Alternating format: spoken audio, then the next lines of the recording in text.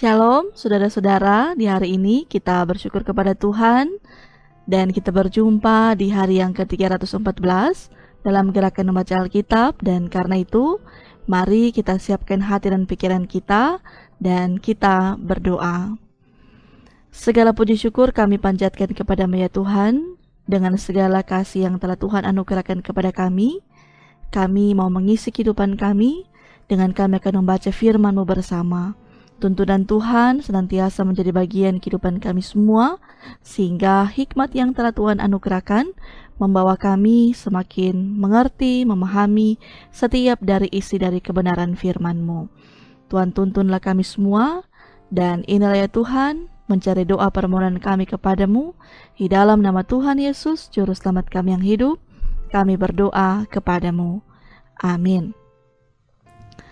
Mari kita membaca firman Tuhan dalam Kisah Para Rasul 12 sampai Kisah Para Rasul 13. Kira-kira pada waktu itu, Raja Herodes mulai bertindak dengan keras terhadap beberapa orang dari jemaat. Ia menyuruh membunuh Yakobus, saudara Yohanes, dengan pedang. Ketika ia melihat bahwa hal itu menyenangkan hati orang Yahudi, ia melanjutkan perbuatannya itu dan menyuruh menahan Petrus. Waktu itu hari raya roti tidak beragi. Setelah Petrus ditangkap, Herodes menyuruh memenjarakannya di bawah penjagaan 4 regu, masing-masing terdiri dari 4 prajurit. Maksudnya ialah supaya sehabis Paskah ia menghadapkannya ke depan orang banyak. Demikianlah Petrus ditahan di dalam penjara, tetapi jemaat dengan tekun mendoakannya kepada Allah. Pada malam sebelum Herodes hendak menghadapkannya kepada orang banyak, Petrus tidur di antara 2 orang prajurit, terbelenggu dengan 2 rantai. Selain itu, prajurit-prajurit pengawal sedang berkawal di muka pintu.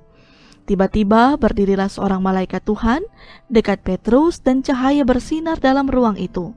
Malaikat itu menepuk Petrus untuk membangunkannya, katanya, "Bangunlah segera." Maka gugurlah rantai itu dari tangan Petrus. Lalu kata malaikat itu kepadanya, "Ikatlah pinggangmu dan kenakanlah sepatumu." Ia pun berbuat demikian. Lalu malaikat itu berkata kepadanya, "Kenakanlah jubahmu dan ikutlah aku." Lalu ia mengikuti malaikat itu keluar dan ia tidak tahu bahwa apa yang dilakukan malaikat itu sungguh-sungguh terjadi. Sangkanya ia melihat suatu penglihatan. Setelah mereka melalui tempat kawal pertama dan tempat kawal kedua, sampailah mereka ke pintu gerbang besi yang menuju ke kota. Pintu itu terbuka dengan sendirinya bagi mereka. Sesudah tiba di luar, mereka berjalan sampai ke ujung jalan, dan tiba-tiba malaikat itu meninggalkan dia. Dan setelah sadar akan dirinya, Petrus berkata, "Sekarang tahulah aku benar-benar bahwa Tuhan telah menyuruh malaikatnya dan menyelamatkan aku dari tangan Herodes dan dari segala sesuatu yang diharapkan orang Yahudi." Dan setelah berpikir sebentar, pergilah ia ke rumah Maria, ibu Yohanes yang disebut juga Markus. Di situ banyak orang berkumpul dan berdoa. Dan ketika ia mengetuk pintu gerbang, datanglah seorang hamba perempuan bernama Rode untuk mengetahui siapa yang mengetuk itu. Ia terus mengenal suara Petrus, tetapi karena girangnya ia tidak membuka pintu gerbang itu dan segera masuk ke dalam untuk memberitahukan bahwa Petrus ada di depan pintu gerbang.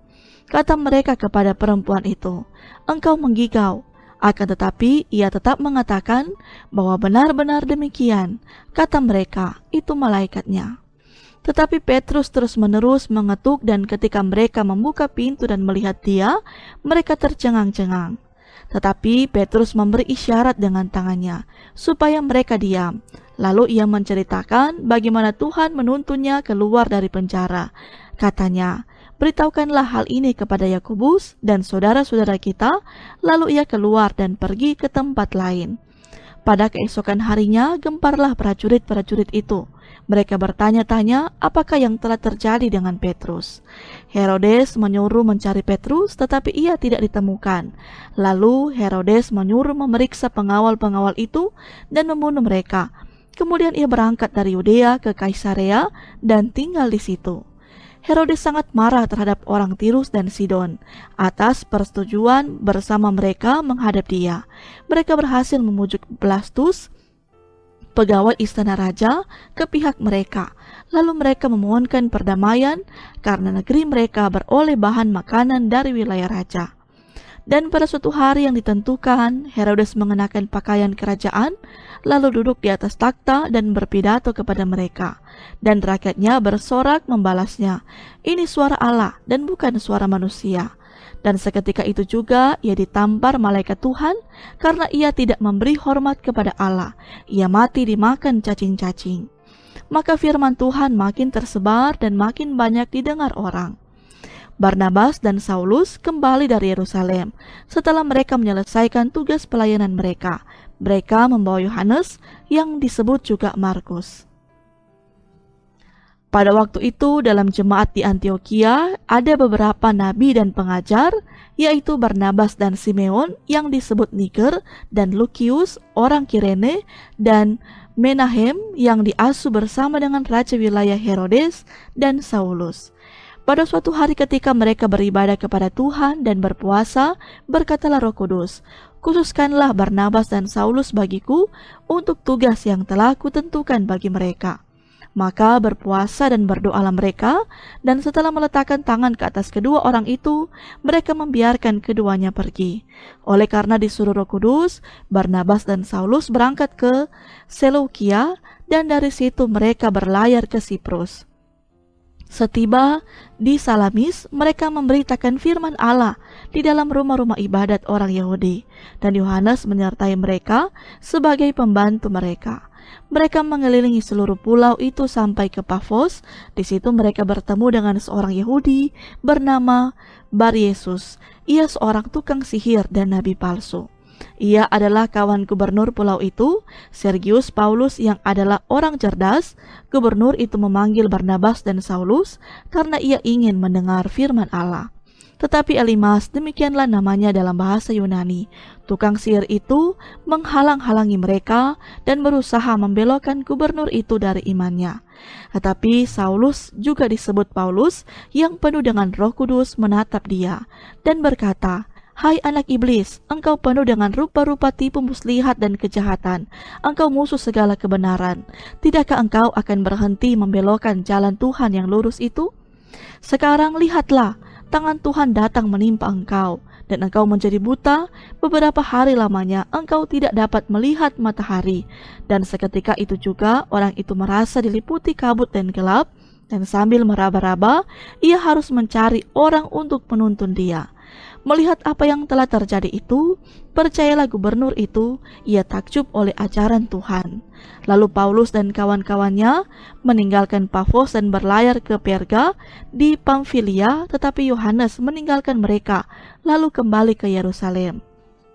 Dari Perga, mereka melanjutkan perjalanan mereka, lalu tiba di Antiokhia di Pisidia. Pada hari Sabat mereka pergi ke rumah ibadat, lalu duduk di situ. Setelah selesai pembacaan dari hukum Taurat dan kitab nabi-nabi, pejabat-pejabat rumah ibadah menyuruh bertanya kepada mereka, "Saudara-saudara, jikalau saudara-saudara ada pesan untuk membangun dan menghibur umat ini, silakanlah." Maka bangkitlah Paulus, ia memberi isyarat dengan tangannya, lalu berkata, "Hai orang-orang Israel dan kamu yang takut akan Allah, dengarkanlah.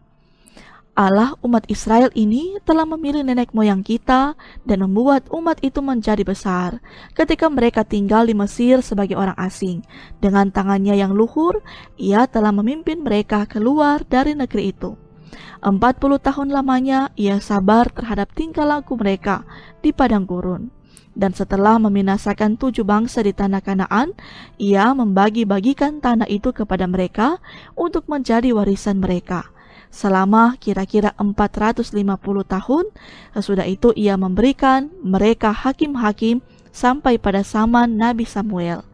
Kemudian mereka meminta seorang raja dan Allah memberikan kepada mereka Saul bin Kis dari suku Benyamin 40 tahun lamanya. Setelah Saul disingkirkan, Allah mengangkat Daud menjadi raja mereka. Tentang Daud, Allah telah menyatakan, "Aku telah mendapat Daud bin Isai, seorang yang berkenan di hatiku dan yang melakukan segala kehendakku." Dan dari keturunannya lah, sesuai dengan yang telah dijanjikannya, Allah telah membangkitkan juru selamat bagi orang Israel, yaitu Yesus. Menjelang kedatangannya, Yohanes telah menyerukan kepada seluruh bangsa Israel supaya mereka bertobat dan memberi diri dibaptis. Dan ketika Yohanes hampir selesai menunaikan tugasnya, ia berkata, "Aku bukanlah dia yang kamu sangka, tetapi ia akan datang kemudian daripadaku. Membuka kasut dari kakinya pun aku tidak layak." Hai saudara-saudaraku, baik yang termasuk keturunan Abraham maupun yang takut akan Allah, kabar keselamatan itu sudah disampaikan kepada kita.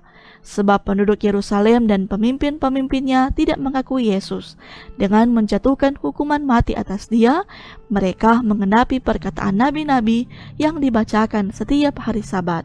Dan meskipun mereka tidak menemukan sesuatu yang dapat menjadi alasan untuk hukuman mati itu, namun mereka telah meminta kepada Pilatus supaya ia dibunuh. Dan setelah mereka mengenapi segala sesuatu yang ada tertulis tentang dia, mereka menurunkan dia dari kayu salib, lalu membaringkannya di dalam kubur. Tetapi Allah membangkitkan dia dari antara orang mati. Dan selama beberapa waktu, ia menampakkan diri kepada mereka yang mengikuti dia dari Galilea ke Yerusalem. Mereka itulah yang sekarang menjadi saksinya bagi umat ini. Dan kami sekarang memberitakan kabar kesukaan kepada kamu, yaitu bahwa janji yang diberikan kepada nenek moyang kita telah digenapi Allah kepada kita, keturunan mereka, dengan membangkitkan Yesus, seperti yang ada tertulis dalam Mazmur kedua. "Anakku, aku telah memperanakan engkau pada hari ini." Allah telah membangkitkan dia dari antara orang mati, dan ia tidak akan diserahkan kembali kepada kebinasaan. Hal itu dinyatakan oleh Tuhan dalam firman ini, "Aku akan mengenapi kepadamu janji-janji yang kudus yang dapat dipercayai, yang telah kuberikan kepada Daud." Sebab itu ia mengatakan dalam Mazmur yang lain, "Engkau tidak akan membiarkan orang kudusmu melihat kebinasaan." Sebab Daud melakukan kehendak Allah pada zamannya, lalu ia mangkat dan dibaringkan di samping nenek moyangnya, dan ia memang diserahkan kepada kebinasaan. Tetapi Yesus yang dibangkitkan Allah tidak demikian. Jadi ketahuilah, hai saudara-saudara, oleh karena dialah maka diberitakan kepada kamu pengampunan dosa. Dan di dalam dialah setiap orang yang percaya memperoleh pembebasan dari segala dosa yang tidak dapat kamu peroleh dari hukum Musa. Karena itu waspadalah, supaya jangan berlaku atas kamu apa yang telah dikatakan dalam kitab nabi-nabi. "Ingatlah, hai kamu penghina-penghina, tercenganglah dan lenyaplah, sebab aku melakukan suatu pekerjaan dalam zamanmu, suatu pekerjaan yang tidak akan kamu percayai jika diceritakan kepadamu." Ketika Paulus dan Barnabas keluar, mereka diminta untuk berbicara tentang pokok itu pula pada hari Sabat berikutnya. Setelah selesai ibadah, banyak orang Yahudi dan penganut-penganut agama Yahudi yang takut akan Allah mengikuti Paulus dan Barnabas. Kedua rasul itu mengajar mereka dan menasihati supaya mereka tetap hidup di dalam kasih karunia Allah. Pada hari Sabat berikutnya, datanglah hampir seluruh kota itu berkumpul untuk mendengar firman Allah. Akan tetapi ketika orang Yahudi melihat orang banyak itu, penuhlah mereka dengan iri hati, dan sambil menghujat, mereka membantah apa yang dikatakan oleh Paulus. Tetapi dengan berani, Paulus dan Barnabas berkata, "Memang kepada kamulah firman Allah harus diberitakan lebih dahulu, tetapi kamu menolaknya dan menganggap dirimu tidak layak untuk beroleh hidup yang kekal, karena itu kami berpaling kepada bangsa-bangsa lain.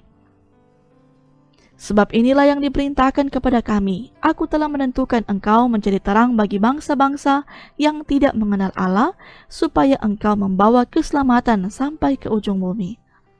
Mendengar itu bergembiralah semua orang yang tidak mengenal Allah, dan mereka memulaikan firman Tuhan, dan semua orang yang ditentukan Allah untuk hidup yang kekal menjadi percaya. Lalu firman Tuhan disiarkan di seluruh daerah itu.